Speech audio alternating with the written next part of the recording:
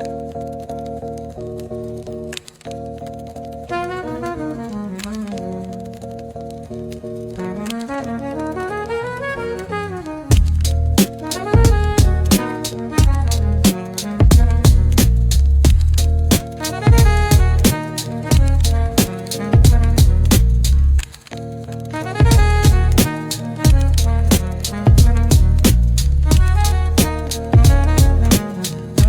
right, man, this is Ace Boy Rios with Reality Check. We got a real heavy hitter here today from the trenches, built himself up. We got Dough Networkz, a music mogul is what I'm gonna call you, man. I don't want to put one hat on you.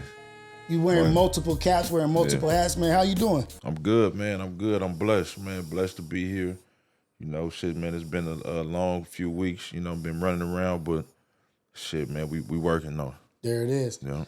I want to get to a real conversation with you, like on the daily, because what I've been noticing or what I've been seeing is people just moving so fast. True. Right? Like just flying through life, chasing something. Right. Like chasing something. Right. How often do you just settle down and like reflect on what the process is and what's going on in your life? I mean, I try to. I don't think it's no set days or time. It's just kind of at moments. So like when it's time. All right, let me sit down. And then I reflect on whatever might be the time for me to reflect on, and then I kind of let that be it. But I think I'm kind of like one of those I guess you could say constant chasers, constant movers. Yeah. You know what I mean? Because it's always. We know how the world's moving right now. Attention span is short. So you know what I mean? It's just like this. You lost them. It's a snap, man, and it's over with. So that being said, man, you got to kind of like stack up. You know what I mean? Stack up, whether it be of course, projects. That's what we talking about, but projects and things of that nature. So you can, you can constantly be ready to repeat the cycle. You know what I mean? So does the pressure of being from Inglewood and wanting to do good for your people and for your city and your surroundings where you came from, representing what birthed you, does that add any, I don't want to say pressure, does that add inspiration and motivation to what you do on the daily, like moving in this direction now? Oh yeah, no, and when being from Inglewood, man, it's definitely like a inspirational thing for us, just to the way I used to be, versus versus the way I am today. Look more at myself as, I was a liability to the city. Okay. You know what I mean? With some of my actions back then, I was young and wild, like we, some of us were. Yeah. But now, I've been able to, this time in my life, I've been able to flip the script and kind of be an asset, you know what I mean, and bring me working with Pro Club, man, we, able to bring Pro Club, and we was able to do I don't want to move too fast, but we was able to do a salute to Inglewood shoot. What? You know what I mean? So that's dope. Featuring Mac 10 was Pro Club's partnership with the shoot warehouse. It was a shirt produced, which was featured Mac 10. So that's super big. Man, being from Inglewood, man, you definitely a Mac 10 Look it up fan. to Mac 10 for sure. Like, wait, yeah. That was epic. That was for me definitely full circle. Like, man, seeing them, from when I was younger, man, to being able to work with them in Pro Club, man, with this with this shoot, man, was some ill things. And then other brothers I grew up with, 211, me being able shout out 211, shout out my brother, man, being able to have him be a part of the shoot. Along with it, the serving spoon, man, we did Inglewood High. Man, just being there as far as just the, real just staples. the overall shot. Yeah. Real staples. Yeah. Just, and then real people that's in the city. A lot of people, some of them were, or not people that you might see every day, you know what I mean, as far as on TV or things of that nature. But in front of the camera, but they doing work. But they doing work. They real Inglewood people, you know what I mean? They from the soil. So, being able to have that mixture, Damo, can't forget Damo Genesis. Shout out Damo. Can't forget Damo, man, being able to add him in. Theodis Beasley, man, he came through, Act Right. Man, I don't want to miss nobody, but everybody that was involved, man, are, real people that's, from the soil, man, from the cloth of of the city of champions. You know what I mean? So City of Champions. Yeah. And I love that about Inglewood. You know, I'm born and raised in Long Beach. Yeah. I moved out towards LA maybe 16 years ago. And it gave me such an appreciation for what is being built out here because I got to see the connections. Long Beach is like we family, a lot of people related and this and that. But out here, I see a lot of movement. Yeah. A lot of movement. Yeah. And I don't know if it's vicinity and closeness to Hollywood and downtown and things that are going on, the hustling, but I have a appreciation for that shit, and I see you guys have opportunities that you're not letting just go. Oh no. Hell, I mean, you got to figure. You see the two big stadiums in the city. You know, and just speaking just on the train, just things that wasn't there when I was little. Like It's a whole lot of opportunity out here, even though it's gentrification and of course shit as far as rent and mortgage and things like that has been raised, man. Yeah. To buy a house, man, is astronomical. But with all these things and all these corporations and all these things that's being built in the city, it's a lot of financial opportunities too. It just depends on how you look at it. How you look at it, it's your You know what I mean? perspective. Your perspective on it. It's gonna cost a little more, but it's a lot. It's a lot more money to get to. Right. Yeah, this is fucked up. Yeah. But how am I gonna make the most of it? What am I gonna make out of this? Yeah, that's it. But that's been our upbringing. Like, man, for forever, forever. That's why it's like it's no real. It's no real big deal. Like, all right, okay, they going up on this. They go, okay, well, shit, we just got to go make some more money, or we got to go hustle. We got to go create another stream of revenue. Like, you just got to figure it out. That's been our folks for sure, man, since the beginning of the time. You know what I mean? That's been our struggle. We had to figure it out. So it's just innate in us. You know what I mean? Like we just gonna make it happen. And that's what the sense of pride that I have is because I know the struggle. Yeah.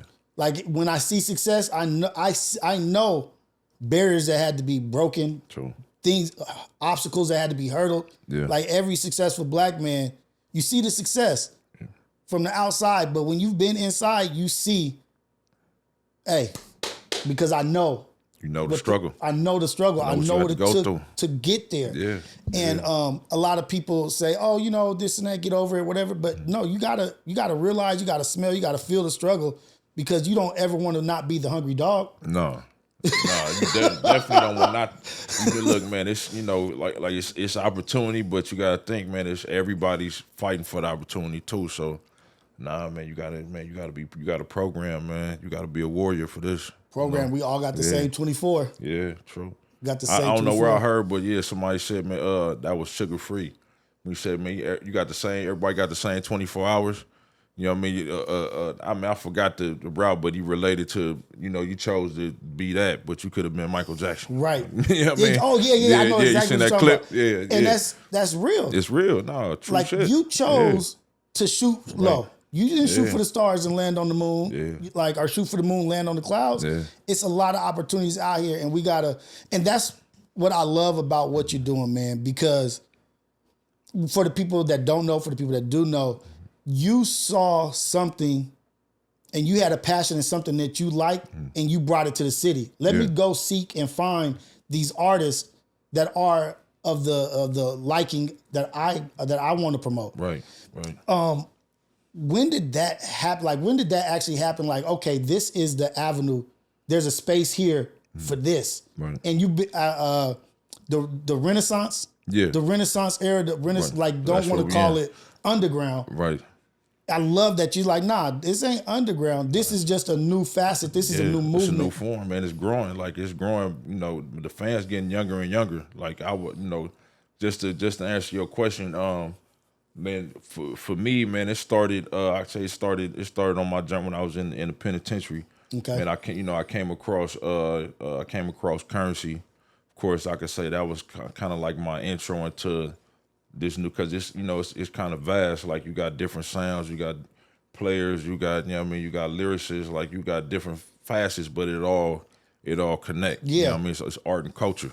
You know what I mean? So me from currency, you know what I mean? It kind of led me to Smoke Dizzle.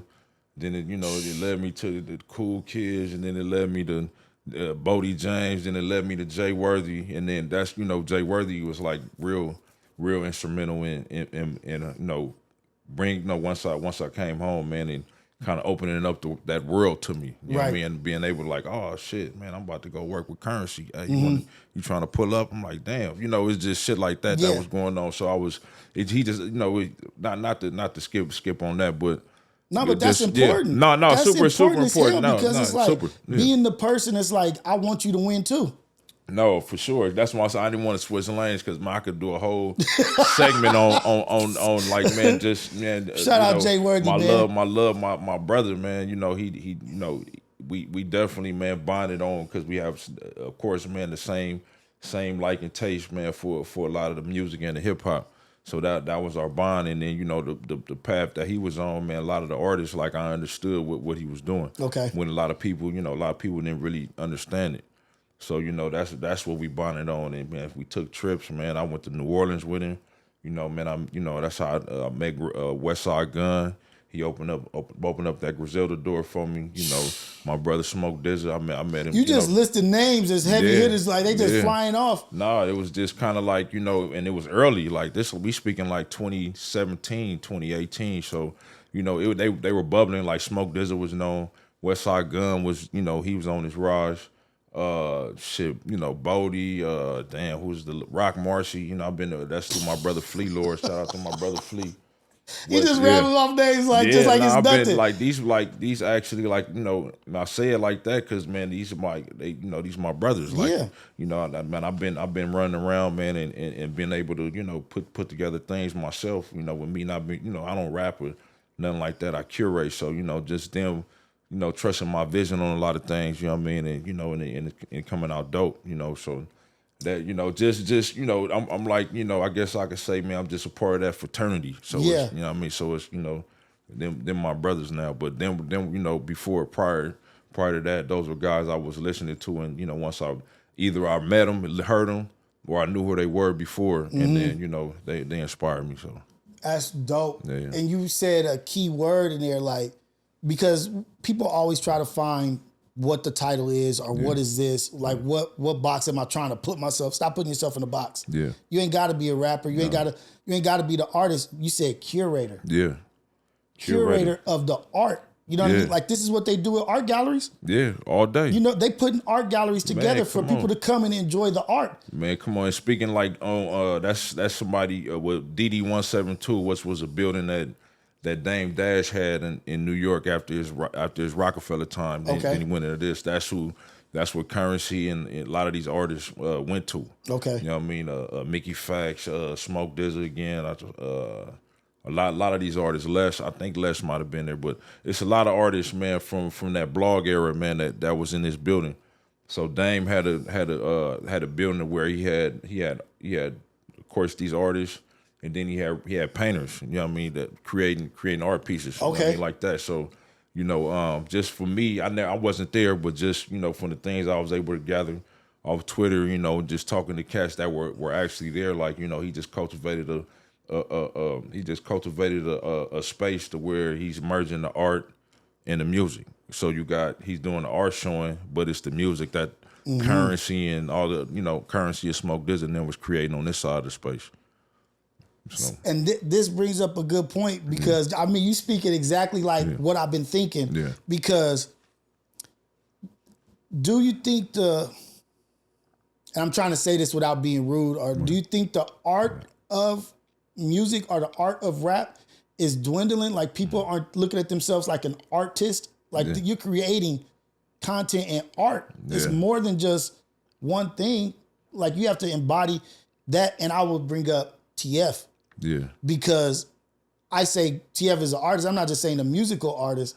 I'm just saying he's an artist in general, like where he's creating. Creative, super creative. You know what I mean? Like we were saying earlier, like, man, just the detail, like the care about the art first and foremost. Like, that separates this artist from that artist. Like with TF, he actually cares about what he's giving to the people, man. So he's gonna make sure, man, he's going, of course, man, the lyrical part of it, but the visual, like people don't really get a chance to see him on the visual side, him building the treatments for his own videos, him actually, going to scout and pick the spots, him actually, okay, he's in front of the camera getting shot, but then he's gonna go behind the camera.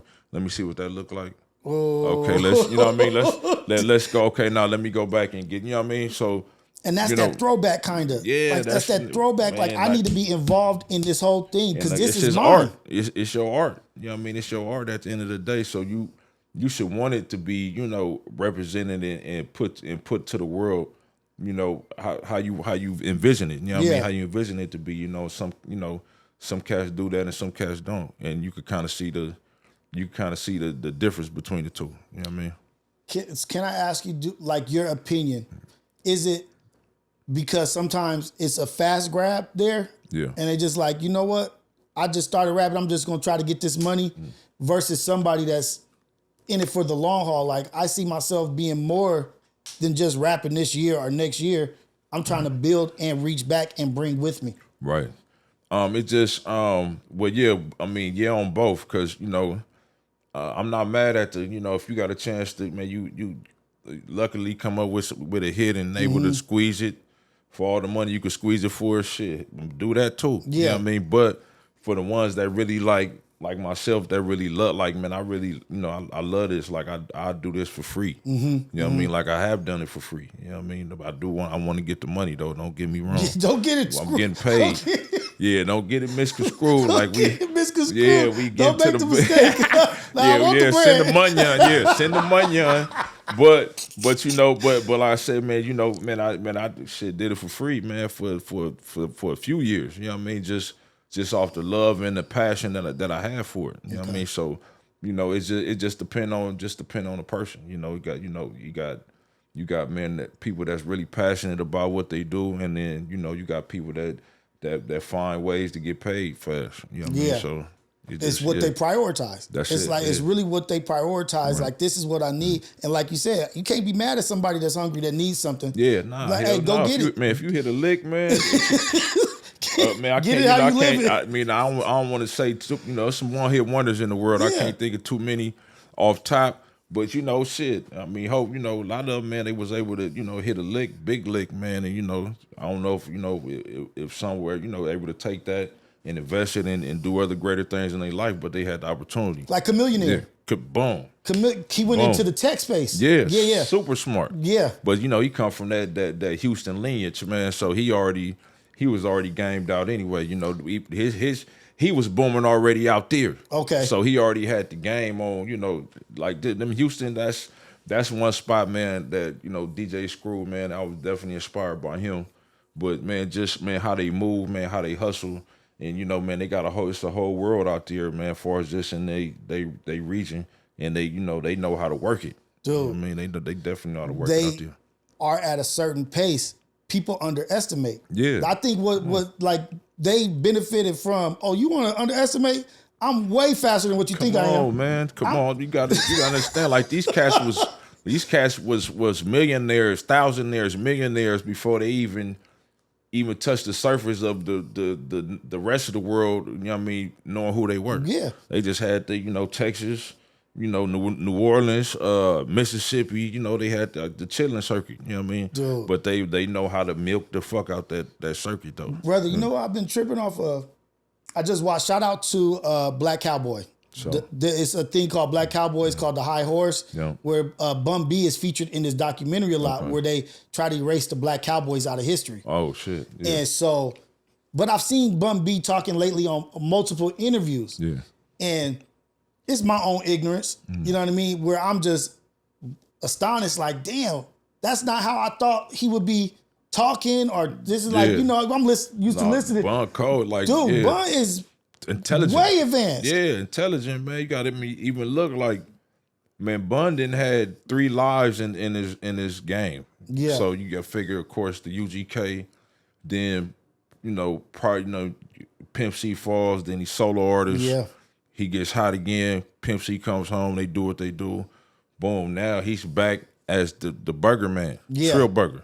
Dude. So you got to think, man, he knows, he understands the game because he knows how to reinvent himself. Reinvent yourself. Yeah. And that's the other important side of things is not getting stuck in what you think I'm supposed to be doing. This is Right. I need to fail all the way through the ground to make this work. Now, sometimes God is giving you a message like, just look in the other direction. I'm sending it over here. It's just a little nudge. Yeah. Just a little nudge. Like, come this way. You don't have to do it the way you think it's supposed. Like, people say if it don't align exactly how it was in their brain, Right. they not moving. Right. Like, don't be that stubborn that you missing your blessings. Right. Right. And that's a key element that with your story going into music and just about to really bubble, and then having a unfortunate event happen, and you take a vacation. Yeah. But then you come back and you hit the ground running. Yeah. Right? The importance of purpose. Yeah. I mean, that was like that, just going to that time, man, that was like I don't think I definitely wouldn't be here, man, without that time. Yeah. You know what I mean? Even though, going through that time, sometimes you don't necessarily see that. You know what I mean? You don't necessarily feel that either. But, just how, looking back now, like, man, the things that, I've been able to accomplish, like, man, I got to point to that place, man, like prison, like it was just but it was the mind state I had in there though. Like it was like I wasn't, it wasn't no just lay down and not try to figure anything out. Right. And then once I, figure something out, then do what I could do to act on it now. You know what I mean? Like whatever I could do, if I could, it'd be some small, minute read, make a call or whatever it is to try to push the rock a little bit, man. That's what I did in there, man. I just, I tested it, you know what I mean? And I even set things, I even kind of like set some measures for myself, because it's like, all right, man, once I got the bug back we talking about the music, once I got the bug back for that, man, it's like, all right, man, let me see if I could create a project from up in here. Okay. So let me try to figure that out. So let me get on the phone, let me make my calls, let me try to find some producers. That's when cell phones first start coming in the pen. So I figure out Twitter, figure out how to get on Facebook. So, man, I started meeting people, on Twitter, man, random people. Like I had shout out to my boy Joshua Hetherington, but it's a kid I met, man, off of Twitter. Man, he was an artist way in West Virginia, white kid. Man, end up locking in. Random shit, man. End up locking in. Shit like, hey, bro, I'm in the pen, but I probably could do this, that, and the third. So we ended up working. You know what I mean? Every time I'm on, I get on, chop it up with him. You know what I mean? Let me know what I can see obviously what's going on from what he's posting. But he just put me up on game, and then I actually started managing him from prison. Okay. So this one the story, man. I'm like, man, next time I get an interview, I'm gonna tell this story. Let's talk about it. Let's talk about it, because that's hella interesting. So I ended up managing them from prison, and then just so happily at this time, I'm on a tier with Trey D. Okay. So man, shout out Trey D. Man, my good brother, Hazim. Assalamu alaikum. But man, I was on the tier with Trey D. Me and Trey D, man, we bonded, man, definitely through Islam. And of course, man, he from, from one side, I'm from the other. Yeah. So, just off that alone, how that tier was set up, was, my homies, his homies. So, we was kind of like I was, definitely a little younger, but, a little older in the mind. Yeah. So, able to talk, just put it like that. Yeah. So, we just kind of bonded on them terms. But, man, ended up, man, getting Trey D to actually do a verse for him from the cell. Damn. Which I'm gonna play it for you. I wish I pull that motherfucker up now, but the guy that Trey D actually, me and Trey D chopped it, man. He heard the song. The song wasn't the best, but he was fucking. He was like, all right, man, I'll do it for you. You know what I mean? The love, the strength. love. Like, that was the love. I'll do that for you. Like that's. And that's when I knew, like when that happened right there, I'm like, damn, like man, it's a platinum. Just really looking at it for what it is. It's a platinum recording artist. Platinum recording artist OG. Man, that's really in the game. Legend. Really in the game. That's really who he says he is. Yeah. Shout out to my brother, man. We how we used to record in there, man. It should be the little soup box. I mean, you got to throw like the blanket inside the noodle box, and then you set the phone right there. That kind of give it the sound barrier we need. We, seal the door. Somebody standing at the door. So we went in there, laid the verse down. we emailed that joint out, man. Hey, it's on streaming too. It's I can't think of the name of it, man. But I'm gonna gonna plug it. Yeah. I'm gonna plug it in the video. I'm gonna drop it right in here. I hope Trady don't be mad. Be like, man, why you put that out? That's his history. Nah, that's it's my brother. History. Nah, it's legendary history, man. Because that's a part of your story. Yeah. No, that was like that moment right there when that happened. Like, man, Trady probably don't even know this, but that gave me like that gave me the I guess the confirmation that I needed. I was gonna set up a question for that. Yeah. When did you feel like, oh yeah, this is what I'm supposed to be doing? This is it. That was it right there. That was it right there. At that moment, I'm like, okay, I could do this. Like, man, I did, man, because it was, we had to. I think the yard went down a few times, so we couldn't record. So it was things that prison shit. But man, when it happened, I just remember the feeling. Like it was a rewarding feeling. Like, damn, I really put that shit together from in this motherfucker. From in there, through all the adversity that's been thrown at you, and still being like, nah, I'm not giving up. I'm still thriving. Man, I'm not surviving. I'm thriving. Man, it was the passion. Like, once far as for me, once something I'm like super passionate about, and I get locked in on it, I don't give a fuck what's going on, man. I got to get it done. Got to get it done. Because if I can do, I'm you. If I can do this here and build this in here with limited resources, limited tools, a flip phone, yeah, and a lookout. Yeah. You haven't have a lookout just to get the music. You know what I mean? Like, because they're trying to stop this. It's an all-day rotation, man. You know what I mean? Till they come get that one. Lord behold, you get your cell hit, they gonna get that one. You might got to stay depending on what's going on in your life. You might got to stack back up. Right. Get another one, so you might be without it for like 4-5 months, but it's the game.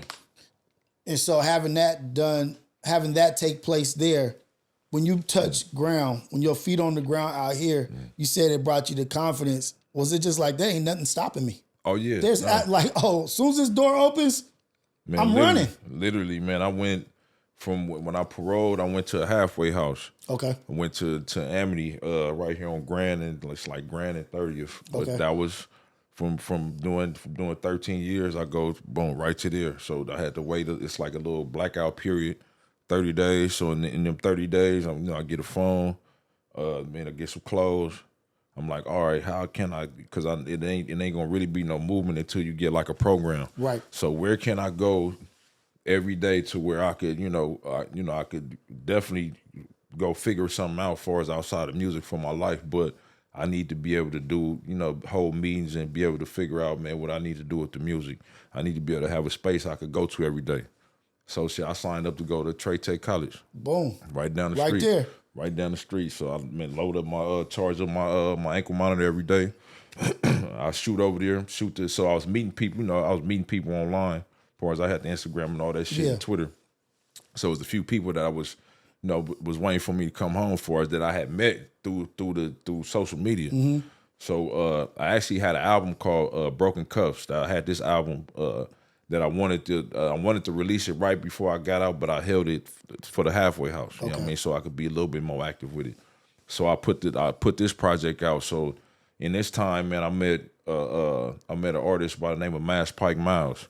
Like he was signed to Maybach Music, R&B artist at this time, but he was signed to Maybach Music. But these cats from Atlanta, so if I tell you this, we'll be in here for 3 hours, man, about this story, right? But this is another brother I had ended up meeting, man, my brother Saddam, which is the brother that was his partner. Okay, you know what I mean? I met him through a cat named L. This out of the networking I'm just meeting people. So this person lead for this person leading to that person. So they led to these two brothers, which they helped me with the project. Was Mass Pike Miles has a record on there, and then it's a few artists that they had the label that they had in Atlanta at that time called Inkwell. They placed a few artists on the tape, plus the people I was calling the homie Eastwood. My brother Polly Rod was on there. Shit, I think Bosco, my nigga Bosco 100. Was he on? No, he was on one of the other ones I did prior to that one. But I just, the Networkz I had. Oh, Trey D was on this one too. Okay. Yeah, Trey D was on. Ran it back. Yeah, I need you on this one. So no, everything I hit D. No, he did. So Trey D did the drop for me. He did an actual drop for me. You know what I mean, for the project. And then he gave me a verse, and I put him on a record with my brother McKinley Ave, which is Black Chill. He used to go by Black Chill, so he did a record that was big back in the day. It's like Romeo and Juliet. Remember that joint? Yeah. My brother Black Chill. So he was going at by McKinley Ave at this time. So yeah, put him on the record, man. And then my another brother I worked with, I was working with at that time, named Elway. Okay. So I was able to get that record. Then actually, Glass Malone. Shout out put a record man. on G Malone. Put a record on there. That was through the homegirl Asia the Redhead. That was with Homegrown Radio at the time. Yeah, man, that was a project, man. Homegrown Radio was DJ Head involved? That was Chuck, DJ Head. Yeah. So Chuck was actually I got interviewed up there actually when I came home at the station when they was in Inglewood. So that's when I ended up meeting Chuck Dizzle up there. Yeah. But then shout out Chuck Dizzle too, man. My brother Chuck, man, he's been man since he's been around, man, my whole ride too, man. So he's always been showing love. He's an influential person. Man, he is, man. He's super influential in so many different aspects and with so many different artists, with so many different people. Man. And I think, to be honest, I think Chuck Dizzle is just getting started. I want to see where you finna dude, his trajectory to me is through the roof. Yeah, man. And he's a good he's just a good great soul, man. Good, you just a great soul, bro. I ain't never seen him, man. He just always been just one person. Yeah, you know what I mean, everybody is who he is everywhere he's at. Everywhere he's at, he's just been one person, man. So that's one thing I love about Chuck, man. No matter what's going on, he gonna be that same person, man. Show that same love. So. Man, definitely shout out to my brother. Genuinely and unapologetically him. And at Bold Black LA, he did an interview with in Kennethtown Park. Yeah. So we set up the podcast stuff. And he was the only one who did his interview with his children. Come on. He had one son on his lap. Beautiful kids too, man. One son on his lap, one sitting next to him. Yeah. Did the whole interview. I was like, that's cold. See, now, man, I wish I would have left mine out of school today, man. you can bring it. Yeah, this is a family household. Did that last time. Like, this is all family. Okay, and it's like, you can do. But it gave me, I already had respect for Chuck Dizzle. But that was just like, I want this. I already want him to win, but what can I do to help him win? Real shit. Talk about him, and he don't know me from 21 Jump Street, but I followed and I've watched and I've seen him with his boys, man, giving that interview. Come on, it did a lot for me. Yeah, and it was my stuff that I had set up. Yeah, and I was like, you know what? I helped build this. I helped make this happen. Real shit. I don't need no credit for that. I just want him to win off whatever he's doing. Man, I mean, even when when him and Head was working together, like the segments I think it was like the dad advice segments. Oh, that was big. Yeah, because man, he was, I was able to catch some bars, man, off some of the cats he was interviewing, but him, making sure that he gets that piece from them. Like, all right, we got all the all the rap shit or whatever, R&B, whatever you do now, give us advice as a father. Right. You know what I mean? Right. So that was dope. That's dope. And not just us, not just culturally us, whatever, men in general need that. True shit. We need that. Like sometimes we be too proud to ask a question. Yeah. And be like, I know I've been that person for sure. Like I've been over the years, I got better. But hell yeah, I've been super prideful. Like, man, I don't fuck it. I ain't. You know what I mean? If I don't know it, I'll figure it out. If I don't know it or I ain't finna ask them, fuck it. I just took me a year. I could have had it in a week. Could have had this shit yesterday, man. Nigga. Took me a year. I could have had that shit. But that's a part of like the I just had Syndicate, I do the Syndicate podcast. My brother Fred was like, you gotta let the old you die. True. And it was like that was a deep statement he made because I was just talking about how proud I was of him and his growth. Right. He was like, and I was like, what happened? What went on? He was like, the basis of it was you got to let that old you die. God ain't trying to bring you into the future with the old you. Nah, you got to kill him. Kill him. You got to smoke him. You know what I mean? You definitely like me attesting to that for sure. Like, man, you gotta if you trying to obtain and move forward and move forward and beyond where you at, man, you know, things have to die. Things have You to know what I mean? die. Within self. Clearly, it ain't been working. Yeah. Clearly, that's not the way that's been set up. If it has, you would have been there already. Been there. You know what I mean? So I done seen that, man, with a lot of cats, man. My brother, you know, my brother TF, man. I'm gonna speak on him, man. Just him, man, going through his transition to being sober. Man, watching him once he made that change, and then I watched the world open up for him. You know what I mean? So it's definitely, you know, that's the true thing, man. You gotta kill whatever it is, man. Whatever vices, whatever it is that's hindering you from getting to the next phase. That shit gotta be smoked. For sure. Gotta be smoked. And another thing is you gotta recognize it. Yeah, you gotta sit back and really reflect. Yeah. Like sometimes we need those moments to reflect on what's going on, why I feel this way, or why, like emotional intelligence and just intelligence about you. True. And like really looking back, like past history. Oh, I'm having issues with my girl or this, whatever it is. It could be a plethora of shit. True. But you gotta take the time to look. You got to and see. And before pain makes you take the time. That's where a lot of, you know, even with myself, like, man, pain, you know, you should make me take the time to sit down and think, like, all right, because you fucked up. So now you susceptible to listen. But you know, that's, you know, God, you know, speaking of, you know, going to the spiritual aspect, man, God, he'll put you through some pain, you know what I mean, so he can talk to you for sure. I had to do that so you can hear me. Yeah. I had to do that so you can hear me. Yeah, but you wasn't listening. Yeah, real shit. But just now that you know, like the understanding of, okay, once you been hurt before, okay, you know not to do that no more. You don't want to feel that no more. Man, don't let the pain be the reason, man, why now you sitting here pondering and wondering, and now you in deep thought with self. Do it, man. Do it before that. Yeah, you know what I mean? Not when you forced to. Not when you forced to, man. The regular time, man. Go to wherever. Go to the beach. Go to the sun. Like I like to go to the sun. I like to where I get great thoughts when I work out. You know what I mean? And I do like a lot of great. I know I do a lot of reflection with myself. You know what I mean? Like, all right, damn. Okay, I did this. Okay, I could do this better. I could, I just take inventory on myself. Yeah. You know what I mean? During those times, man. And okay, boom. So I try to, set a if it's something I don't like, man, I try to make it a point to start working on fixing it. Right. Check in with yourself. Yeah. Shit. A self-audit. Yeah. Like we do it for business. We do it for everything else. You gotta do it for self. Do checkups on our cars. We take it in for tune-ups and this and that. Why are we not checking in with ourselves? True. And then even like just, man, going to a mental health topic, man, because that's kind of like it's getting better within our community.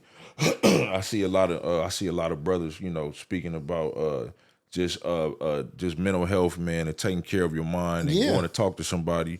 Like that's big. Like, man, sometimes, man, you can't figure everything out. No. So if you need to go take medication and get your shit together, man, don't be ashamed, man. If you go figure it out. Just the whole thing is to go try to figure it out. That's the main thing. Don't be too prideful to receive help. Nah. I got my own mental things that I fight with and medicines that I take and this and that. And then I'll even get to a point myself too. Yeah. I'll get to a point where I'll be like, I'll get this like ego of like, man, I don't need shit to be good. Yeah. Like I can do it without it and I'll stop or this and that. That's me too. That was me for sure. And then quickly be like, no, I'm not. Like, no, I'm not good. Yeah, that's me for sure. You just gotta I get it because, man, you just figure like, man, I don't want to feel weak. I don't want to get reliant upon this, man, so I can feel this way. Like, look, man, sometimes it is what it is. But, man, you just always gotta, okay, you might have to take a medication, man, to keep you on this straight line, but shit, it's better for you to do that than, you already know the alternative and how you gonna feel. Exactly. You know what I mean? So, but you still do the exercises so one day it could be on your own because you don't have to be on the shit forever. Right, you're strengthening yourself. Right, you're strengthening, giving yourself the tools. Yeah. And it's even so much so like in our culture and our like coming up. Therapy wasn't like a thing talked about, but super tough. I had such weak. I had such a different outlook on what therapy was. Right. Like if somebody said they was going to therapy, I probably would have been like, "Oh, you ain't crazy. Why are you going? You ain't got." But you ain't gotta be crazy. That's not what therapy's for. And that's what. And that's the. That's what they tagged on it. Like, man, you go talk to a shrink, you go talk to it, man, you gotta be crazy. You know what I mean? But and then that causes you to, hide and bury things, even further down, and then boom, before you know it, that shit comes out. Creating the way more you don't want it issues. to. Yeah, just flowing out into other lashing out here. You ain't happy, you destroying relationships. It's all kind of things that, not being in a healthy mind state, man, that you could tear up. Right. Thank you for bringing that up, because mental health is very important. Oh, no, it's sure. people struggling with it daily. My uncle Mark, I got him tatted. He unalived himself, right? Yeah. Man, but God bless the brother soul. You'd have never known something was going on. Yeah. I mean, even got my brother Young Noble. Same thing with him, man. Man, you just don't never know. Like, man, you from one day to the next. You know what I mean? When somebody's really, man, that be the thing with that. Like, when somebody's really there, you gonna hear about it after. Right. You know what I mean? So, the aftermath. The aftermath. You know what I mean? When they already there, man, you're not gonna know until you get the call or however you get the message. So, yeah, man, it's man, take care of the mind. Take care of your mind, and then as on the outside, or as a family member, a friend, a brother, do your check-ins. Yeah, like outside of social media, you know what I mean? Like, let's go grab something to eat. Yeah. Like, I want to talk to you. I want to see your eyes as I talk to you, because people could easily be on the text. Nah, I'm good. Yeah, everything's good. You don't know what's going on. You don't know what's going on. Real shit. And when you know somebody, they can't. When you know somebody, they can't lie to you. Yeah. Like, they might try. Yeah. But you can read right through it. Like, nah, something's up. Like, what's going on? True. You don't be looking like this. You usually be upkept or whatever. True. And I think that's like so important, is like the check-ins and communication. And that's something that I think I suffer from as a child, is like not being a great communicator, or not being able to deal with ranges of emotions. Yeah. And I think a lot of us in the urban community, man, wasn't trained to deal with the emotions. Me being, I was raised by moms, single family, single parent home. Yeah. So you don't get the balance. So like, I don't get the teaching of pops. Like, all right, when moms get mad, you know what I mean, she finna fly off. Yeah, exactly. So that's when, not to love my mama, she wasn't crazy or nothing like that. But I'm just saying, that's energy. The woman. Yeah. It's the feminine energy. Like, she don't know how to control her energies all the way like that either. So is what I'm saying. Because they always operating from backed up against the wall. There it is. Yeah. There it is. So versus, if you got both parents, then you got the scale. You know what I mean? You got that. Okay, your pop's supposed to come in, and he supposed to come in and balance everything out in the house, and then you supposed to. That's you supposed to learn how to be a man from your father. Right. You know what I mean? And these other things. So just us coming from the urban community, like, just speaking on myself, some people had their moms or pops. I just know I didn't have mine. So I know what it did to me. Mm-hmm. You know what I mean? But I got my pops now. I love you too, pops. Man, you see this, man. We was able to bond later on in life. That's man. Dope. Yeah, definitely. That's dope. Definitely, man. But just not having, those, like we said, getting the emotional knowledge that we need. Yeah. Because the thing is, I was raised by my father was there, but he was in and out early on. You know what I mean? Like, had his little issues, but great dad. Yeah. But it was mostly women in my family, and we get it kind of mixed up, like, in the way that we communicate what the problem is. Like, they may react emotionally and yelling, but our emotional is physical. Right. You know what I mean? Like, I ain't got time to be talking to you, nigga. Like, like, nigga, my hands are shaking, it's time to go. You know what I mean? Like, I don't want to be stuttering over my words. Right. Or losing this argument. Like, I know this is going to help me feel better. Right.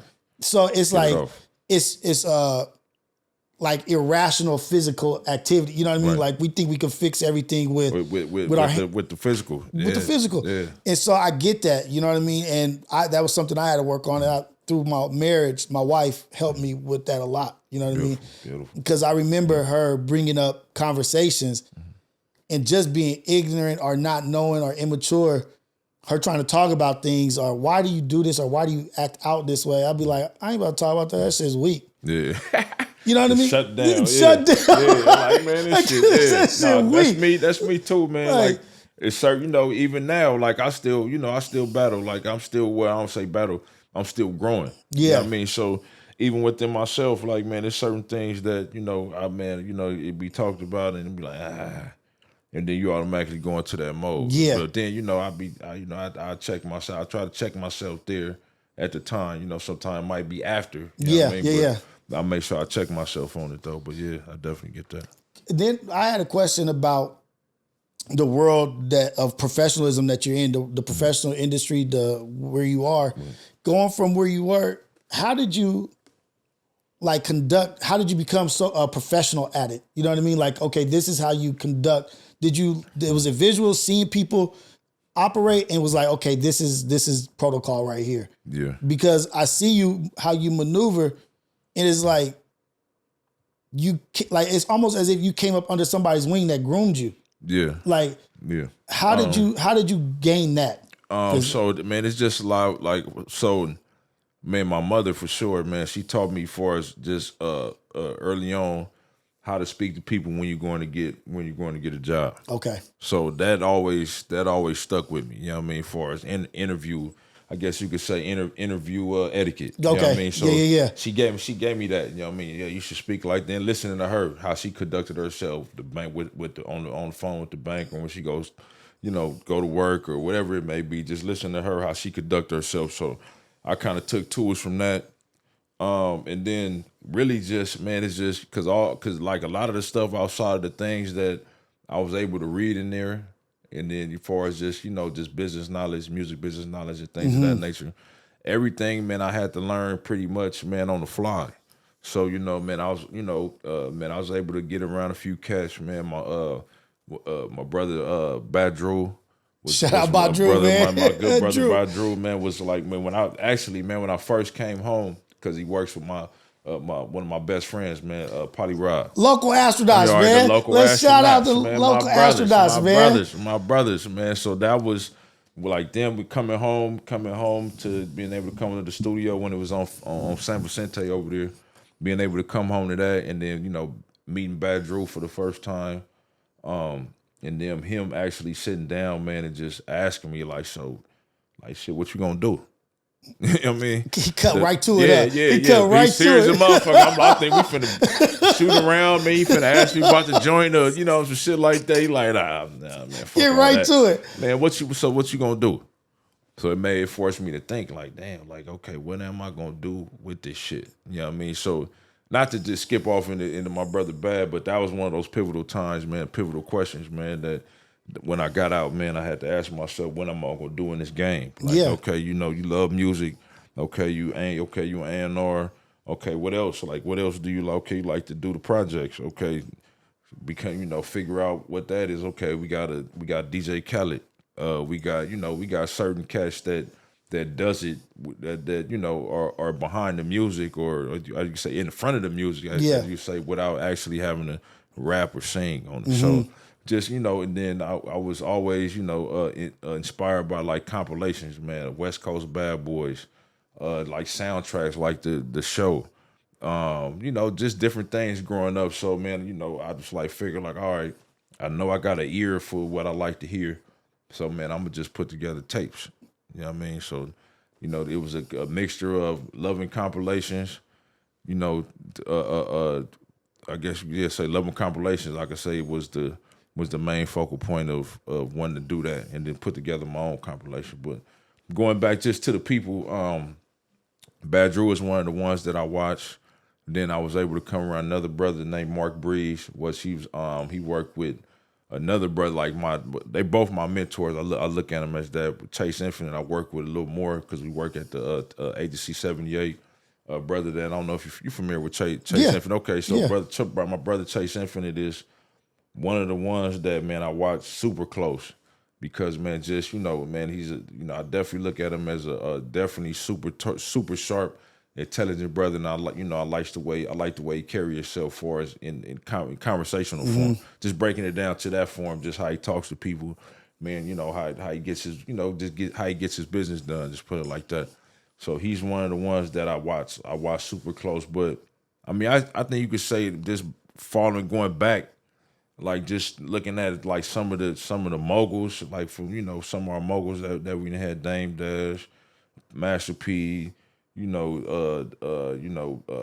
Sean Combs, I guess. I don't want to say P. Diddy, man. P. Diddy sounds so nasty now. Right now, it's got a bad little energy to it, but it can't take away Sean from Combs, but we can't take away from what he did. What he did and how inspirational he was. And then, watching those brothers, man, back then, man, like, okay, damn, man, they're at the forefront of the company and they're not really doing music like that. Like, they're kind of just controlling. Even though they did rap, Diddy rap, Master P rap, Dame didn't do no rapping, but he was definitely one of the ones I watched. But just watching them brothers, man, how they just watching, like, okay, they the CEOs, like, that always intrigued me. You know what I mean? That's always wanted to be behind the scenes, but still kind of, of course, I look at the rappers like, damn, man, okay.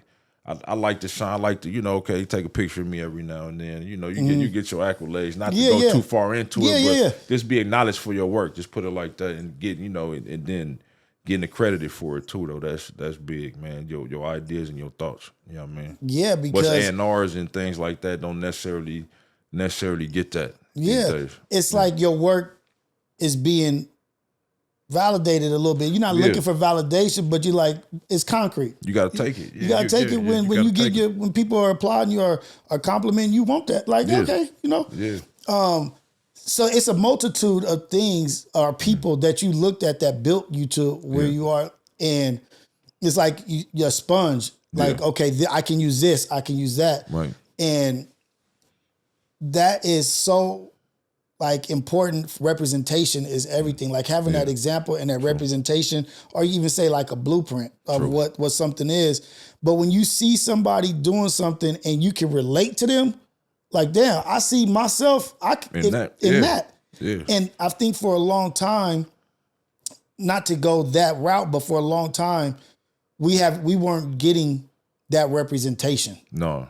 Of us being in those rooms, or like Jay-Z said, I'll show you what like in a room full of vultures, like how you operate. Right. How do you operate like that? Like, how do you do this? And then you see it, and you're like, okay, I like that was smooth. Yeah. He didn't get out of character. Right. He stayed calm. And I remember the first time I saw an older brother in a room full of them, right? And super sideways how they got at him. Yeah. But the way he handled it, smurfed everybody. Come on. And it was just like one of the most powerful things I had seen. Right. And it gives me chills because it's that's what they wait. They be waiting on that. They be waiting on the chance to say, like, see? Yeah. That's, you know what I mean? Yeah. They're caged animals. See? I told you, Bob. You know what I mean? No.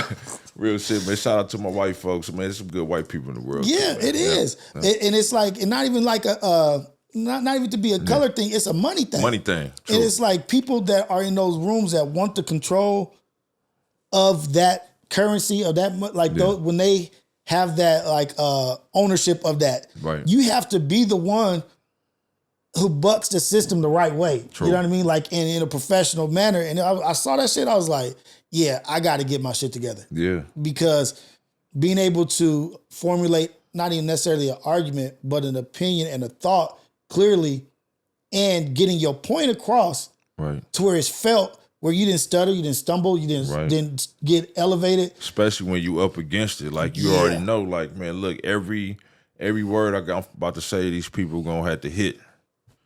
Every word gonna have to hit. Yeah, you can't miss a word. That's a lot of pressure. Yeah, it is. Because, they don't have that kind of pressure. No, they can fumble through shit. Yeah. Fast, man. Fuck it, man. I'll get another opportunity. I'll get another shot. Yeah, I'll do it tomorrow. Yeah. And we like, shit, I can't blow this opportunity. I need this. Yeah, it might not be no callback. Yeah.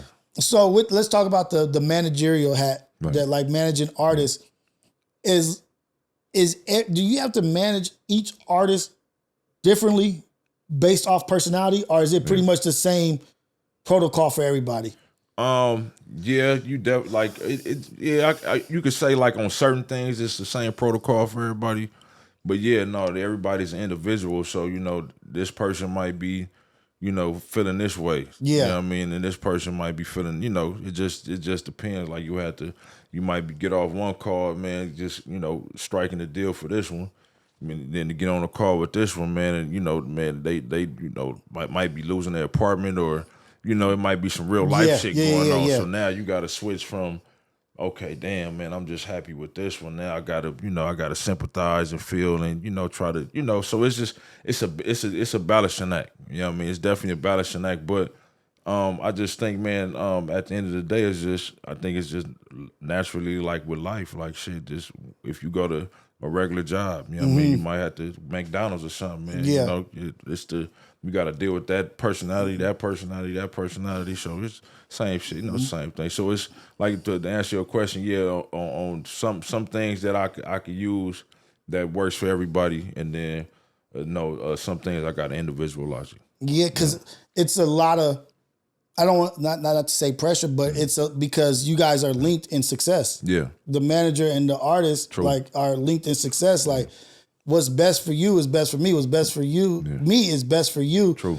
And I want to make sure that, because we were talking about mental health and this and that, and having to check in with your artist and make sure that you're not putting them in uncomfortable situations or situations that are best suited for their personality. Right. So I just I'd never even thought about this till this interview was coming up, because the artists that you manage, I'm interested in. I think they're dope, you know. And it's like, oh shit, you got a heavy job. Yeah. Because so is that taxing? It could be. It could be like I went through a period to where, you know, shit it got heavy. You know what I mean? It wasn't necessarily just from that. It's just, you know, just the culmination of things that was going on in life. But that could be like, if you know, if you but let me rephrase it. It could be, but a lot of the times it don't be like that for me, because I love doing this shit. You know what I mean? I'm like, I feel blessed. Like, you know, when I do get in the mode of, you know, like, man, just being kind of, I guess you could say, ungrateful. Like, okay, I don't want to call it tired being ungrateful, but you know what I mean? That's how I look at it, because I'm like, all right, damn, I could be sitting in that place with no opportunity to be doing this shit. That perspective. Yeah, that perspective kick in. Like, hold on. You know, I look at a picture like, damn, I just was in that, you know, even though it's going on 8 years now that I've been home, but man, it's still fresh. It's still, you know, that perspective is still real for me. So it's like, man, I could be doing a whole bunch of other shit than what I'm doing right now. Like what I wanted, I'm doing what I want to do right now. This something I didn't. This is what I prayed for. This is what I prayed for. I pray for this opportunity, man, to be here, to be at this, to be able to build and be able to do the things that I'm being blessed to do. So, you know, I go through it, man. I get my modes mentally sometimes, but then, man, I gotta look at that perspective for myself, and then, you know, usually kicks me right back in the gear. Snap you out of that, whatever you in. Like, no, man, get it together. You got this. Get your ass up. Yeah. Because it's one of the things I say in my morning show is like, there's people out there doing more with less. True. There's somebody out there doing more than you with less. True. Now, I always like do it now where I say, like, if my uncles or my dad had the opportunity I have, just imagining the shit that they would be doing with it. Oh, come on. Because they was natural born, just like going at those opportunities didn't come around like that. Right. So when they did have opportunities, my brother Mansour, his dad, they introduced me to Islam. I'm not Muslim, but I was just finna ask. I heard the name, so I was saying, brother Muslim. My brother is Muslim, and I grew up in their house, and they basically raised me, and so I have a lot of understanding of what it is, and so I'd always think of my Muslim father, like, what would he do with this opportunity? Right. How can I make him proud? Like, okay, yeah, you doing it, okay. Right. Because he capitalizing on the, you know, if I was there, man, I'd be doing exactly that. Right. You know what I mean? Yeah. Right. Yeah. And so that's how I've been like kind of pulling back into being appreciative of what we have here. True. And now being a dad, you got somebody watching. Oh yeah, for sure, man. Sponge, man. I got a 6-year-old, man. She watches everything, especially at this point, man, like everything that I do, and she's starting to understand what I do now. So it's, you know, she asking more questions, and, you know, so now it's really like, all right, damn, you know, certain songs, I need to cut this down. Yeah. I don't think you need to hear that one, baby girl. You know what I mean? So, you know, it's me, you know, protect. I want to protect her, but still not shield her from, you know, I want her to be tough and be able to handle the world. You can't shelter her from life. You can't shelter her from life. Yeah. But, you know, just shield her, you know, as much as I can, man, from certain things that, you know, I know I wasn't, you know, it wasn't due to my mom's or her negligence, just me running around and picking it up in the streets. You know what I mean? So, you know, just what, you know, the things that I was opening up to early, I definitely be trying to hold her back from as long as possible. Right, because in this day and age, it's so much access. Right. You can see so many things, or you can learn so many things from here.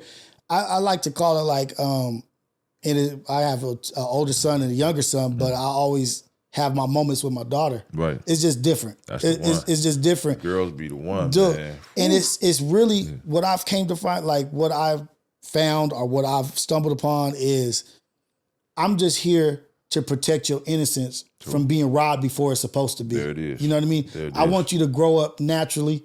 Right. And the natural flow of life, I'm got to protect you from, and I'm not calling everybody monsters, but I'm protecting you from people trying to rob you of your innocence. True. And I don't want you to know, not that I don't want you to know life, I want you to know life at the proper time. Exactly. I don't want you to know what you ain't supposed to know at 6. What you supposed to know at 6 is what you go. That's it. You don't need to know nothing else. Yeah. Like, I'm not talking about it at home. Don't nobody else need to be talking about it with you. Like, this is, and that's the thing is, you got to introduce them and talk to them about the things, because I want to be the first person that talks to you about this. Right. You know what I mean? I want to let you know when somebody does talk to you about it, you be like, in the back of your head, like, this is what my dad said. Right. There it is. That's our job for sure, man. That we definitely got to be the guide, man, for them to life. I mean, don't let, you know, don't let life guide them. Right. You be the guide to them, you know what I mean, for them in life. You know exactly. What I mean? And all it can take is just, it's influence. True. It's influence. True. And we have a lot of competition.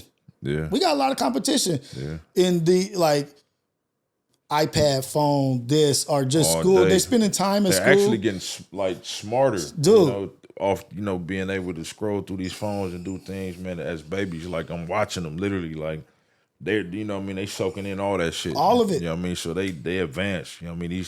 This next wave of kids that's coming up, man, gonna be crazy advanced. You know what I mean? So you know, especially if they have, you know, a solid, you know, a parental foundation, man, it's gonna be some cold scholars coming up. Cold scholars. Yeah. And what I do love about this new generation is, like, they not tripping off the shit I was tripping off of. No. You know what I mean? Like the little silly shit, like I'll be like, bring up something, they be like, care about that?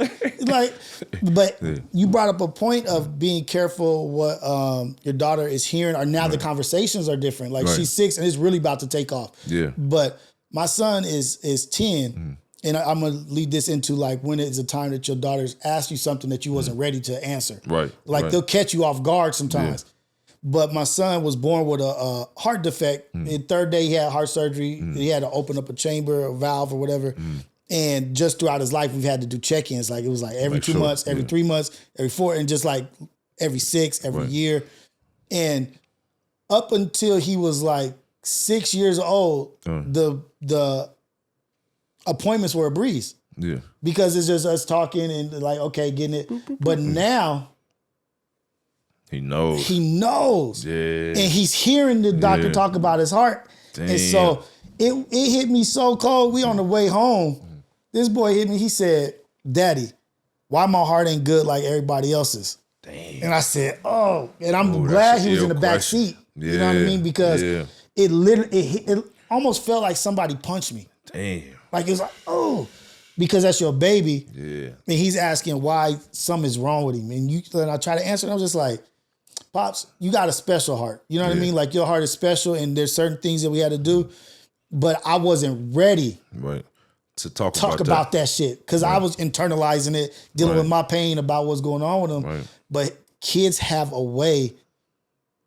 No, for sure. She's starting to ask. I'm trying to think, what have I got one of those questions? I don't think I haven't got one of those knock the wind out your questions. Good. That's good. I know it's coming though, because she's saying some stuff. I'm like, man, how you know how to put that word right with how you feel and understand where that word go in a sense. Like, she doing shit like that now, so I know eventually it's gonna come. Hey, Dad, I was wondering. Yeah. Hold on, I'll be right back. Yeah.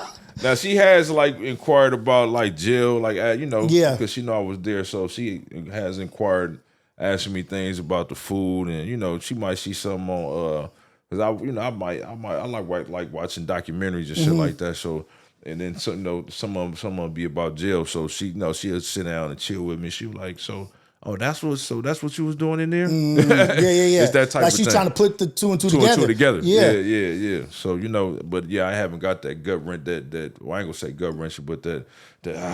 Yeah, let me gather myself before I answer this. Because and then the cold part is they'll be looking you in your eye like, because your babies know you better than anybody. See, that's one thing with her too. Like she definitely knows when I'm feeling this way, when I'm feeling a certain way. She could sense it, and she'll come, Dad, you okay? Ain't that a trip? And I'm sitting there looking like, damn, how this girl know? Ain't that a trip? But that's all, that's my baby. Like your baby checking in with you. Yeah. Like, is everything all right? Yeah. Like a little 6-year-old, and they're little angels, man. And they are, man. It's a blessing to be a father, and anybody that's out there as a father, more power to you. If you fighting to be in your child's life, it's worth the fight. Definitely. Keep fighting, man. Keep battling, man. So, well, we'll go into the part about being a father that it has built you in a way in business, right? Because you think that you're mature, right? You think that you've grown. Like, okay, I'm good. I'm where I need to be. But then, especially with a daughter, like my daughter opened up different parts of my heart that I didn't even know that I had. Chambers, man. Like it's the center, like it's like the center of that heart right there. Dude, you know what I mean? That, right to it. Yeah, like man, that could feel like it controls your whole heart, right? You know what I mean, down there. But nah, man, like the love, like the being. I have other kids too, and I don't want to alienate them. I just was gone for a long time out their life. So when I came home, they was already teenagers, and they was already like, all right, we was able to bond the way we bonded. But man, being there, with her from the time, when her mother was pregnant all the way through the whole watching her come out the womb. Yeah, that whole get down is like a different kind of. It's a different feeling with her. You know what I mean? And it's a different kind of connection. So it's like, man, that I still, I done made some dumb mistakes since she been around, but she's my conscience. You know what I mean? Like, man, when when I want to go off rail or I want to do something, man, like, that I know I probably shouldn't do, then I think about her. You know what I mean? Like, damn, okay, damn, it just give me that moral, that compass, that moral compass, like, oh yeah, man, let me chill out on that. Yeah, you know what I mean? Because I want to go home, man. I want to make sure I see my baby the next day. Right, and that's I think it's the natural order of things. True. Like being like how you spoke about being there from the pregnancy through the labor through all that, and seeing what it awakens in you. True. Like, oh, this is what was ordained. This is what God meant this to be. This was the blessing. I pray. Like, I asked for opportunity. Like, man, I was blessed to get out of prison. Man, I could be blessed with a baby girl. You know what I mean? And lo and behold, man. Lo and behold. Have you recognized traits in her that are yours? Oh, man, for sure. That'd be the scary part, man. I should be telling her, like, that'd be her mama, too. She like, that's all you. That's you. She like, that's you right there. Like, that'd be the part, man. That'd be the part that be scaring me, man. When I see, when I see, see her do something or she do something that's definitely, I'm like, man, I would have definitely did. I used to do that when I was little. And then it's the faces, like just looking the expressions. Man, I'm like, God, dog, man, you look just like me at this age. You know what I mean? I've been doing that since she been, you know what I mean, 1 day old. Like, man, she is just, everything about that, the experience of being a parent and being a parent that's, that's there every day. Yeah. You know what I mean? From the time they wake up to, from everything, man. They sick, man. First time, changing a diaper to, now you're fortunate enough to hopefully, man, be able, teach them how to drive, man, and then see them go off to college and all that great stuff. So, man, there's blessings in that. God willing, you know what I mean? Yeah. Like that we here for that, and that's my the shit that's funny is that's how different my prayers have become. Yeah. You know what I mean? Like the things that I pray for that I'm able to change. do, they change. Just let me be here Let for me my be babies. here. Yeah. Let me be able to experience my baby's life with her. And it makes, and that's what I was going to say. That shit makes me operate in a different energy. Yes, sir. You know what I mean? Because it's like, sir. and this is not anything against my sons. Like, but They finna hit you like, Pops, what you ain't say nothing about us. You didn't fuck with us like that. But it's just like my boys, I gave it to them. They know what to do. They tough. They like, but I gotta be here to make it to these things. And I want to be at my son's weddings and my all that shit. But wanting to make it home for a real reason. Right. Like I'm not about to let anybody knock me off my square because you knock me off my square. That means I'm not going back to True. They gonna trick you out of everything. Everything. Out of everything. Let's get to the music side of it. You know what I mean? I know we conversating about all kinds of things, and I love the fact that we're having this conversation. No. It's really dope. A good one. What do you see for West Coast hip hop rap? Not just the new Renaissance, because I feel like there's so many opinions about what it's supposed to be. Right. And they're not doing this or they're not doing that, instead of letting it just cultivate and turn into what it's going to turn into. Let it be what it is. Why is it so much pressure, or why is it so much scrutiny of the West?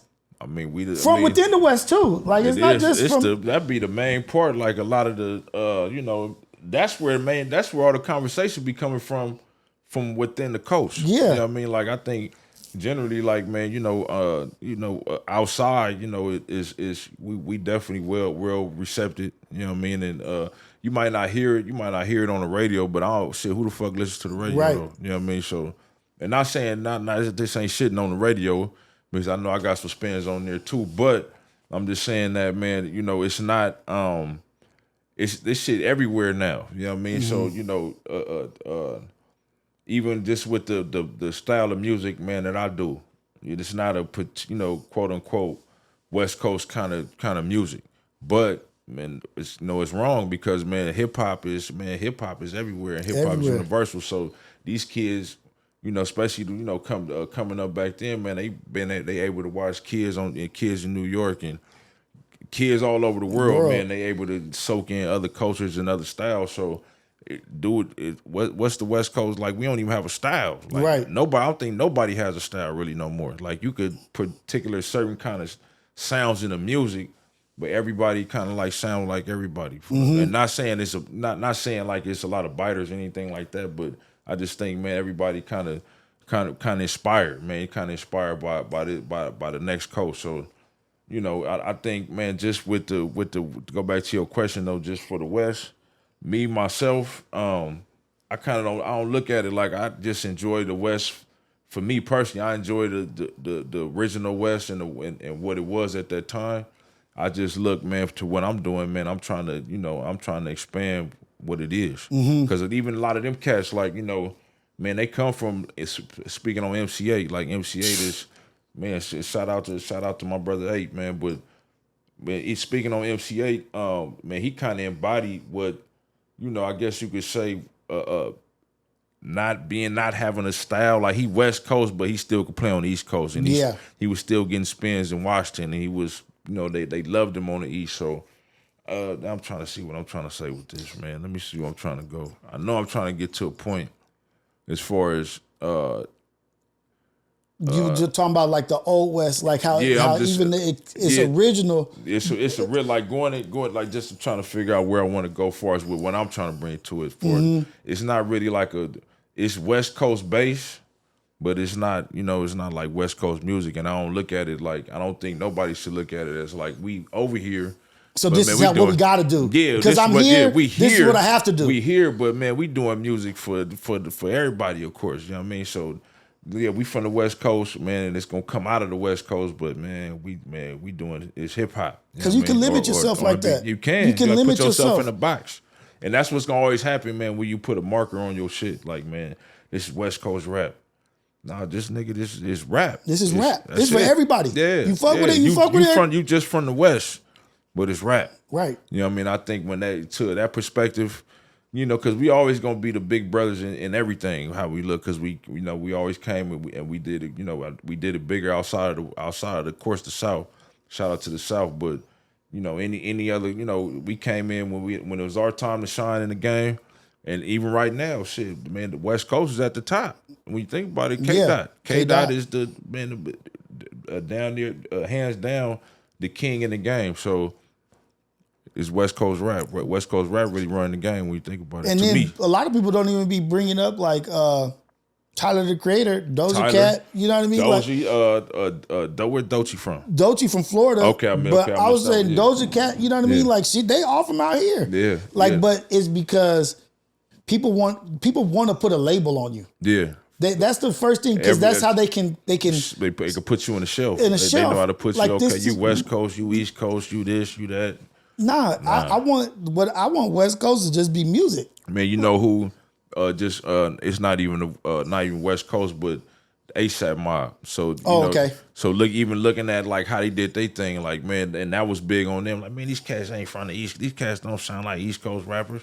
Nah, man, they not gonna be traditional East Coast rap like how you want to hear it. Right. They still gonna give you influences of it here and there, but man, they inspired by fucking Lil Flip and you know what I mean, DJ Screw and fucking Paul, you know, DJ Paul, you know, right. They get inspired by a whole different thing. So you're never gonna get that again. You know what I mean? And that's what a lot of when you say, man, bring the West Coast back, that's what a lot of people are looking for. Like that's, you know, that is what it is, and that's always gonna have its time. But you gotta start opening your eyes and opening your ears to different things, man. And it's a lot going on in the West right now. Right. And usually what's great comes from a unique place anyway. True. It's new. Like, True. You can't be afraid of change or new. True. Because it's going to be something that is going to hit your ear like, wait, the hell is that? Yeah. And don't be trying to follow in the footsteps of everybody in front of you. Like, True.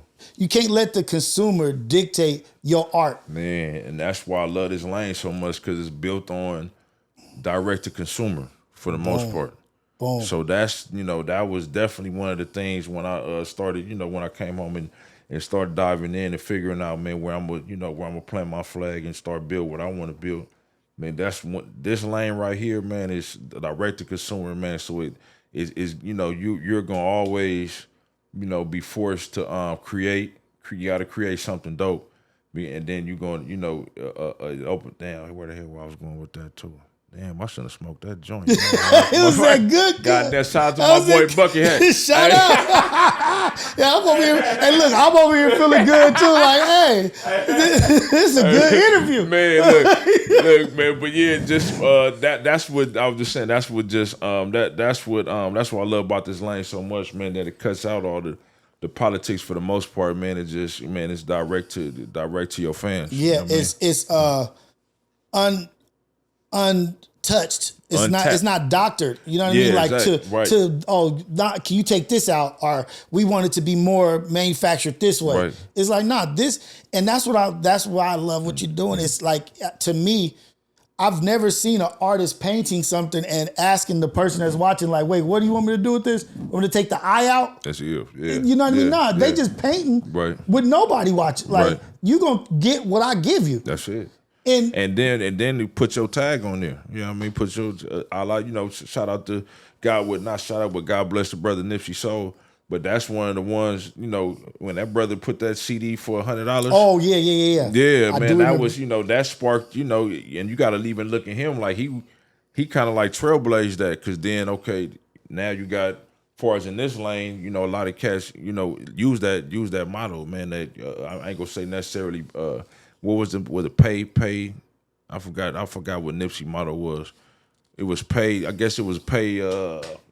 I forgot the name of it, right? But a lot of, you know, you know what? I'm getting them crossed up with La Russell too. La Russell got pay what you want. Pay what you want. Yeah, kind of. Them. For his That's why I'm getting. That's why I'm getting the mix. Nipsey was like, I set the value of what I think. I set the value. I said, yeah, that motherfucking $100 is $100. It's $100, and that's what's going on in this lane. Like, all right, man, I got a piece.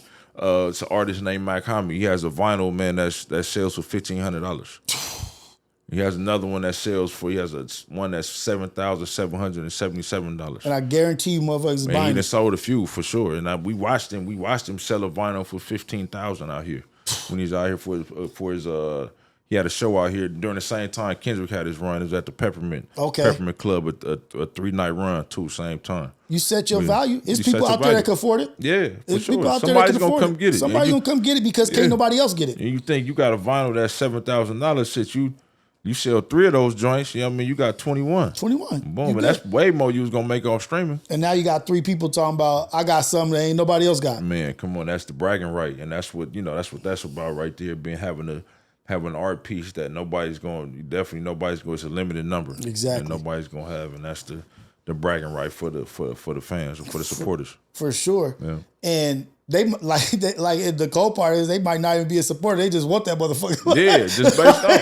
And then you got even now like shit. You got resellers too. You know what I mean? Too. So they'll grab it. Like with cats like Westside Gun and Rock Marcy, Alchemist, and Bodie and Jay Worthy. Like they got resale value. So they especially like Al and Rock. Like they'll bought their site just to buy a whole bunch of shit. And then sell it off. Sell it off for $200 or $300 more. What it is. Hey, like get your money, sometimes man. thousands more. Like I done seen some crazy. Like Worthy has some shit on there. I think retail maybe at $150, and somebody had it on there for like $1,200 for the resale. Really? Yeah, for a vinyl. I gotta get on the resale. Yeah, the resale game heavy. Let me know when they got something good. Yeah, you can look it up. You look at resale vinyl. They doing that shit all day, man. It's definitely it's a community. It's a growing community, I should say too, because actually now you got vinyl stores opening up now. Mm-hmm.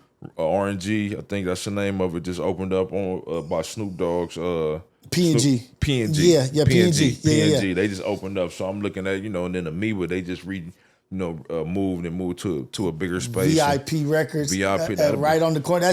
That was just like at my childhood. That was just epic store right there. Everything. You know what I mean? Like it was a sense of pride. You from Long Beach, the VIP Records. You gotta go get some records from that Got joint. to. Yeah, man. That's it, man. That spot right. I don't know if there was I don't know if they're doing somebody that licenses it. I know I've seen like some movement with it. I don't know if it's gonna be actual store like pop-ups or things like that. It'd be dope if they do. Super. You know what I mean? Like just because it's so much history to that place. Oh, for you know what I sure. mean? Like, and it wasn't just Long Beach artists that would come to VIP. It was artists in LA. You know what I mean? Yeah, like, they doing promo tours. Like VIP right there. the spot. VIP. Yeah. And I love that.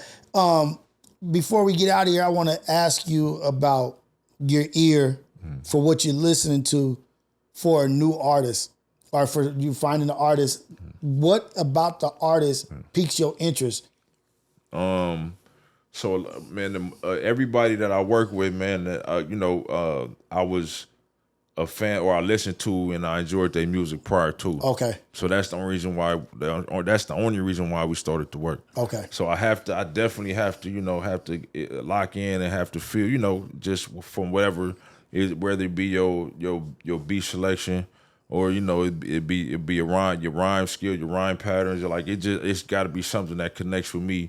That you would actually listen to. That I would like, actually sit down and listen to this, because even outside of course, the management part of it, like man, I do the projects myself, so I'm looking from a double something like, okay, yeah, boom, I rock with bro, okay, we can work on that faster, then I can also bring him over to the world that I'm creating, man, with these tapes too. So it's different. It's different things I look at. That's even more like quality to the situation because some managers is just picking up whoever they think is hot. Yeah, like they don't.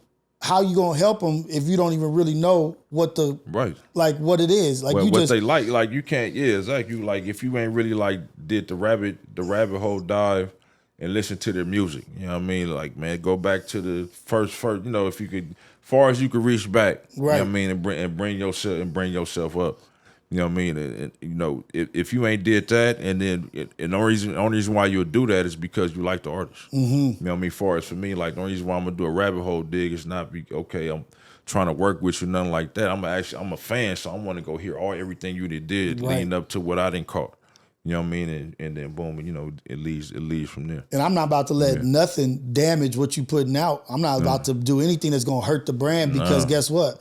I'm a fan of the brand. Yeah, like I want it to be that. Yeah, you know what I mean? I want it to sound like that. I know exactly what to tell motherfucker. Nah. Yeah. No. Yeah. This is what it is. True. And that's what puts you, I believe, far ahead of other managers because a lot of people aren't managing because of the love of the music or the love of the genre or the love of this and that. It's an appreciation and a respect for the artist. And I don't want to go too long, but the respect that the artists have for you is really, really important. And I see it because not everybody can be in the position you're in. Yeah. Because that goes to speak to your character. Thank you, bro. That goes to speak to who you are as a person, that these people are associating with you like, nah, this is my guy right here. Like, this is what it is. And some of the artists that you have, maybe some managers is intimidated by. True. You know what I mean? Like, true. TF one of them, though. You see how big that fool is, man. Walking,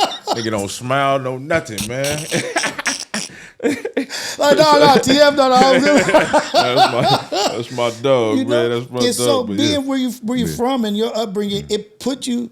It's like everything was meant to be. Yeah, I mean, no, definitely. Like everything, kind of, you know, it kind of, you know, management wasn't something that I initially wanted to do. It was just something that kind of it just happened organically. Yeah, and then Worthy was the first artist, man, that I started managing and led from. Me running around with him, I was able to get the game, and then I understood, okay, I got some avenues and some things that I probably could help TF with, and then that's when me and TF came about. But yeah, man, just shit, man, it's me understanding the artist, like being in the field, like they know I'm gonna be in the field with them. Like, you know what I mean, they, you know, and then I think it even comes from me doing projects myself because a lot of the, you know, even though it's curation, like. You know, I look at like what I do from an artist standpoint too. So, you know, I'm not an artist in that facet of it, but you know, I still want to go through the same process. Like I'm gonna sit in the studio, I'm being there for hours. We're gonna run through these samples. Okay, let's chop that sample. Okay, man. Okay, we gonna put drums on there, or we gonna leave it drumless. You know, it's the whole process from point A. Okay, let's get the whiteboard, man. Who we thinking for this joint? All right, boom, boom, boom, boom, boom. Okay, okay. Oh, that's who we selling on. All right, you know what I mean? That's the curation. Yeah, that's the like you putting together things that work with each other. Oh shit! Like this don't fit here. This don't. But you only know that by being in it. You gotta like, be and there. I'm gonna say that's artistry. Yeah, you know what I mean? Like that's art. Put together a gallery ain't easy. No, putting this with this, working with this, and so I like the art side of this shit, man. Like to me, it seems like side. Something that's so unique and original. That's what's going on, to where you can put your finger and like, oh, this is where it is. This is where it starts. Yeah. This is where it ends. What's next? Yeah. Because that's the next question is, what's next? Like, what's the next project? Who's the next artist that you would like to work with? What is next? Well, as of right now, I'm working with Mike and Keys. We building a tape, so that's probably the that's definitely like on top of the. As far as for me, as far as with my work, but artist wise, Damo Genesis, of course he just dropped. We just had to show up here at the Echo. He just dropped. He just did Flognog. He's gearing up to drop a deluxe top of the year. Okay, very special person. My stomach growled. I'm hungry as shit. But it's very special guest, man, is lined up to be on there. So shout out, man. So work with. Oh, he has an album with Conductor Williams that's coming, and DJ Muggs that'll probably be coming this year too. Really? TF, definitely, man. A whole lot of work from him. Super excited about because man, he stacked up DJ Muggs project, Harry Fraud project. I'm missing one. Oh, and then he has the Scandalous Summer, his another installment to the Scandalous Summer series. Oh, he busy. Oh, he been working. No, he got some. Man, when you hear this, what you hear what he been doing on this run? Yeah, I'm excited. It's over, and that him, Jay Worthy. Somebody blow my shit up. Jay Worthy. I know Jay Worthy. He's gearing up for another album. My artist Osby Chill. my good brother. We just gearing up working with another artist that I was about to mention, named the guy Fahim, that I'm working with. They're working together on the tape, and then I'm working with him separately on a big project that he has coming. Then I work with Agency 78, my brother Chase Infinite, Hip Hop's Salim. How do you keep track of all this stuff about to dude? How's your calendar? Look, man, it's still. I ain't even said nothing about Pro Club, man. Shout out to Pro Club. Shout out Pro Club. That's my main gig. But I'm just blessed to be able to have that, and then everything coincide and be able to fit in with what's going on with that. So, dude, that's a lot of shit coming together. That just before we get out of here, you know what it's like? You and your compilations and putting together your projects and different artists and who you, it's like comic book characters. Like when you put superheroes in that ain't normally in the same comic book. Yeah. Like, and you like, I've been wanting to see them get down. Like, that nigga brought Thor over here fighting with the Hulk. What? Shit like that. Yeah. And that's like what it reminds me of, because the stuff you putting together is like shit that a fan will want to see happen. Like, oh shit, I've been wanting to see this. See, no, and I love doing, even with I was able to put Jay Worthy and Rock Marcy together. Dude. So a lot of people, people that understood Rock and understood Worthy knew. And then for the people that didn't really understand it but got it, like, damn, I didn't know I needed that. I didn't know I needed that. Boom. So, just being able to have the eye and then being able to actually put that shit together, man, that's just the illest. It's ill, man, and it's ill that you are moving your culture. Yes, sir. You like, it's not, I'm moving the culture. Now you're moving your movement. Yes, sir. You're moving your renaissance. The way I want to do it. The way you want to do it. And that's how you create amazing shit, is by being authentically yourself and doing what you like. Sir. We talked about your purpose, your passion, where you've come from, where you've learned, moments that you've been able to point out and be like, this is where this happened. This is where that happened. And to people out there, it's like the message is be yourself. True. Be who you are when you walk into these rooms, and never take no for an answer. Like, can't nobody stop you from what you are destined to do. And then look, my motto is when 50 said shoot his mama crib up and let his ass come look for me. Exactly. That's how I look at the game. Like, man, look, it's cool. Y'all ain't gonna know me now. I'm gonna create. And I'm gonna come, for metaphorically, I'm gonna come shoot y'all mama houses up. Right. Then y'all gonna have to come look for me. Right. You know what I mean? I love 50 got a lot of quotables. Another one is, if they hate, let them hate. Watch the money pile up. That's it. If they hate, let them hate. Wow, man, it's finna stack. Watch the money pile up. That's what he been doing this whole time. The whole time. Yeah. Hey, man, Dough, I appreciate you, man. This was amazing. Hey, much love, brother. Into every endeavor, everything you got going in the future with your family, with your daughter, with your kids. Nothing but blessings. Thank you, your brother. way, brother.